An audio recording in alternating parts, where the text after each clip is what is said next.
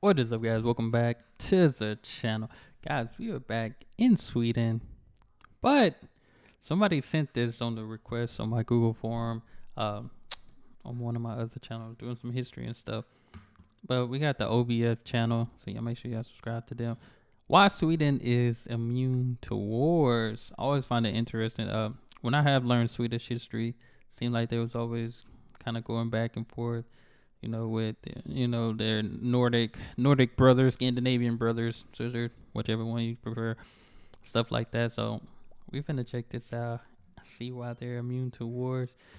Sweden, Look at these love the maps history. of wars over the last 200 years in Europe, and you'll see a few countries that clearly didn't participate. And you're At probably all. thinking of Switzerland, but Sweden has also been neutral in every conflict since 1814. It might sound odd today, but Sweden was once a powerful empire, and no, I'm not talking about the Vikings. In the 1600s, they once controlled Finland, Estonia, and parts of what is now Germany, Poland, Norway, and Russia. But in 1809, they lost Finland after suffering a massive defeat by Russia. So they decided they were better off not getting involved anymore. They skipped out. Sweden said, "My name Bennett, and I ain't in this." They decided they were better off not getting involved anymore. They skipped out on the destruction of World War I and somehow avoided getting entangled in World War II, well, kind of. See, they continued to trade with Germany and had to let Nazi troops pass over their land to access Finland. At the same time, they also traded with the Allies and protected some refugees escaping the Nazis, especially the Danish and Norwegian Jews toward the end of the war. To show how serious they are about neutrality, official foreign policy documents include the words, quote, "non-alignment in peace, aiming at neutrality in war," quote end. Since World War II. So when they're neutral, they can still let other countries pass in to go attack the other countries? Aiming at neutrality in war, quote end. Since like an World ally. War II, Sweden's official neutrality let it take on the role of conflict mediator over the years. In the late 1960s, for example, it secretly tried negotiating peace in Vietnam by sending messages between the Americans and Vietnamese communists. And in 1975, Sweden was the first Western country to open an embassy in North Korea, which still operates in Pyongyang today. The neutrality policy and reputation as a mediator led to many Swedes taking top positions in the UN over the years, like the second UN Secretary General Dag Hammarskjöld. This long history of neutrality continued through the Cold War up to just recently. In a remarkable shift, Sweden has just announced it's finally joining NATO, bringing 200 years of neutrality to an end. You've probably heard of NATO before. Over 200 years. I don't know if Sweden officially did it, though, did they? I did the one with Finland. They were talking about Finland joining NATO, but I don't think Sweden officially did. I know they say Ukraine may join after this war is over, type of thing, but I mean, Sweden and Finland, I think that kind of seals the deal. But right just to there. make sure we're all on the same page here, NATO is short for the North Atlantic Treaty Organization, and it's a US-led military and political alliance of countries in Europe and North America. It was created in 1949 to stop. Wait a minute, let's see who all countries. on this. So we got a membership timeline here. Okay.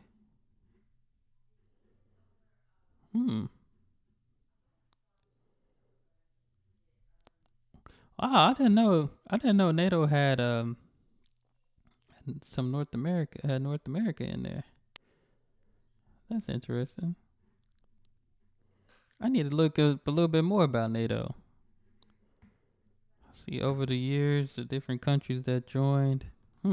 In Europe learn a little bit more about America. It was created in 1949 to stop the spread of communism in Europe and defend Western Europe against an invasion by the Soviet Union. What's important is that each member has signed the NATO Treaty, which states in Article 5 that, quote, "an armed attack against one shall be considered an attack against them all," quote end. That means if a big country like Russia attacks a small country like Denmark, Denmark can count on the military support and resources of every other NATO country, including the US. In the late 40s, Sweden tried to create a neutral alternative to NATO called the Scandinavian Defense Union. But the US wanted Norway and Denmark to join NATO so they could put military bases on their land and sell them US weapons, so Sweden had to go alone. While NATO seemed to lose relevance after the Cold War ended, the organization has recently become incredibly relevant as Russia invaded parts of Ukraine and continues to threaten other countries. Which brings us back to why Sweden is now taking this drastic step. Let's consider what... Which, like you said, Sweden being neutral, I think it was just one of those things. It seems like they just didn't want to be a part, be in it. You know, that if if it doesn't involve us, we don't, not worry about. But I think them joining NATO makes a huge difference. Like they said, because the Russia thing, they thought they can get Finland. Finland fought back. They thought they can get this person, this other country fought back. Because once they feel like they can get another country, they can claim that territory, they're going to keep pushing and pushing until they can, till they get stopped. If I get one, I'm going to want some more. That's what I feel like. That's the mindset. It seemed like a rush. Oh, if I get this, I'm just going to keep moving over, keep trying to conquer and get it. What would happen if Sweden were attacked by another country if they weren't part of NATO? So let's use the example of Russia. If we look at total military personnel, Russia has Sweden outnumbered by an insane margin. Swedish aircraft and tanks are way outnumbered too, although their naval power is pretty decent since they have more patrol vessels. That's critical since the two countries don't share a land border but are both sitting on the Baltic Sea.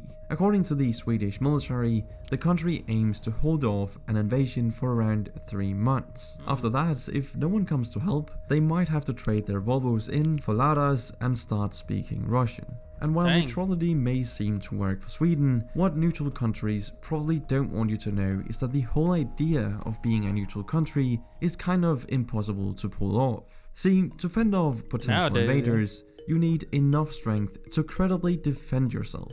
That's why Sweden makes those awesome Saab fighter jets, and why Sweden has a big arms industry for its size. I mean, it's the world's 14th largest arms exporter, despite having a population of just 10 million. To put that into perspective, that's slightly more than the city of Seoul, South Korea, but in an entire country.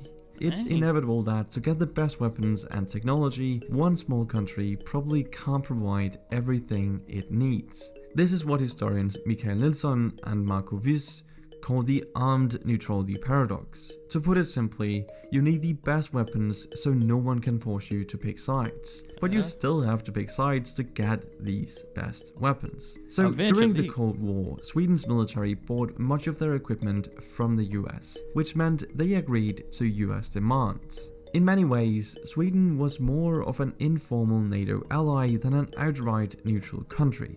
In 1957, US helicopters landed on Swedish territory without permission. Sweden officially protested this violation of their sovereignty, but privately assured the Americans they were obliged to protest to prevent the Soviets from doing the same. This landing seemed like an isolated incident, but in reality, NATO had a secret flight path that passed over the southwest of Sweden all throughout the 50s and 60s, and the Swedish government was well aware of it. Still, just imagine having a secret, just a secret way to get somewhere and nobody know, which is crazy because I feel like, I know they said the 50s and 60s, but sometimes we see, not often, but I know in my town, I live in a small town, not a major city. The major city next to my town, like 45 minutes away. But sometimes we see like some heavy duty military aircrafts in the air. Not often, but sometimes we see them like once or twice a year, which is probably not even that. Maybe it's like once or twice every other year, or if you pay attention, if we pay attention to it when we looking up and stuff. But I'm telling you, there's a lot behind every military. I believe there's a lot to know and a lot that they do. But yeah, I think it's interesting when we do see a lot of military aircraft just out of nowhere, out of the blue. Something is up. 60s, and the Swedish government was well aware of it. Still, the Americans had to avoid violating Sweden's airspace on the east coast where Soviet radar could easily detect them. It might sound like the US could just push Sweden around whenever it wanted. The Americans asked them to join a secret embargo to stop selling military equipment to communist countries, giving them access to the very best American weapons in exchange. Still, the Americans couldn't just force Sweden to do what they wanted. Sweden consented to their actions, carefully balancing the need to appear neutral while ultimately acting in their best interest. The country had bargaining power because they were an important buffer state between NATO and communist countries. Sweden maintained some level of neutrality for a long time, only officially inching closer to NATO in the past decade. But why remain neutral if it's more for appearances than reality? Well, maintaining the status quo helped Sweden avoid provoking the Soviet Union. Once the Soviet threat disappeared, the question was less whether Sweden should maintain its neutrality than why it needed to have such a big military at all anymore. After the Cold War ended, joining NATO wasn't even on their radar. Sweden actually shrank its military and focused on UN peacekeeping missions abroad, continuing to build on their peaceful image to promote human rights and democracy. When the country joined the EU in 1995, it technically joined a military alliance, but the EU didn't offer much protection compared to NATO. That's because the EU's cooperative defense missions are only outside Europe, and EU military support would require all EU members to agree before sending any help. By 2010, Sweden abolished the draft and young Swedes no longer had to serve time in the military. The end of the Cold War meant other changes for Europe, like the end of the communist regimes in the East. Poland, the Czech Republic and Hungary were once members of the Warsaw Pact, the Soviet answer to NATO. But in 1999 they happily joined NATO. The Baltic countries, sitting right on Russia's doorstep, joined in 2004.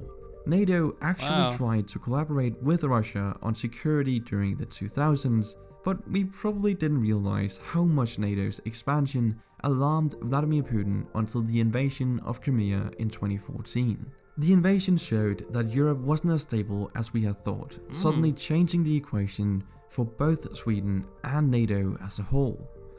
Which, that's why I did the military, I guess the military difference, or, the military versus Sweden, Norway, Denmark, and Finland. Now, Finland makes a huge difference, because Finland, I didn't realize how big their military is, but Sweden was right there. Sweden was second, so yeah, those two countries made a difference. Sweden changed its defense strategy away from peacekeeping, increasing collaboration with NATO, and reinstating the draft in 2018, opening it up to include women.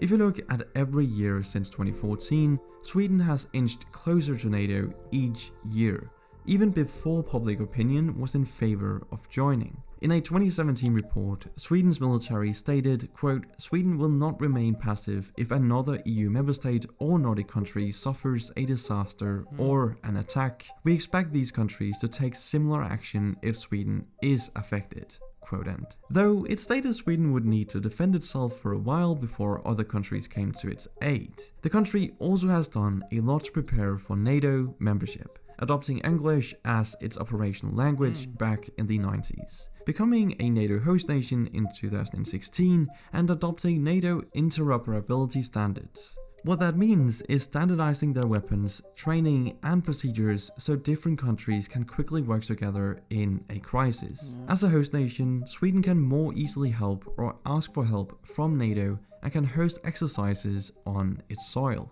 After taking so many steps, Sweden was ready to join NATO by the time Russia invaded Ukraine in February of 2022. Once public opinion shifted in favor of joining, the wheels were already moving, and it was only a short leap to become the 31st NATO member alongside Finland. So, while Vladimir Putin might decry yet another country joining NATO, NATO membership is less of a big deal than it's made out to be, because Sweden was already so close. And while it was a shock to see 2 centuries... And that's what it seemed like. I feel like being neutral, you're just on that pact of, you chilling, but hey, if need be, we got you type of thing. Of neutrality finally come to an end. There is a very good reason why Sweden and Finland want to join so quickly. In theory, any European country can join NATO. In reality, they have to be invited first and meet certain conditions, like being democracies with market economies and reforming their military to be compatible with NATO. I didn't know there were like qualifications to join NATO type of thing. I just thought, they with want market economies they could. and reforming their military to be compatible with NATO. Most importantly though, they can't have any ongoing conflicts, which is a fact that has been exploited by Vladimir Putin before in Georgia in 2008 and now in Ukraine. That means if Sweden gets invaded before joining, it wouldn't be eligible to join NATO and benefit from its collective defense. This is also why Putin publicly warned Sweden against joining, since once they're in NATO, they're a lot harder to invade. Yeah. Well, there are safety in numbers, especially when you join an organization that calls Russia its #1 threat. Now that the two countries are set to join NATO, there's not much Putin can do about it, but that's it for this video. Thank you for watching, and I'll see you in the next one. Okay, so that makes sense.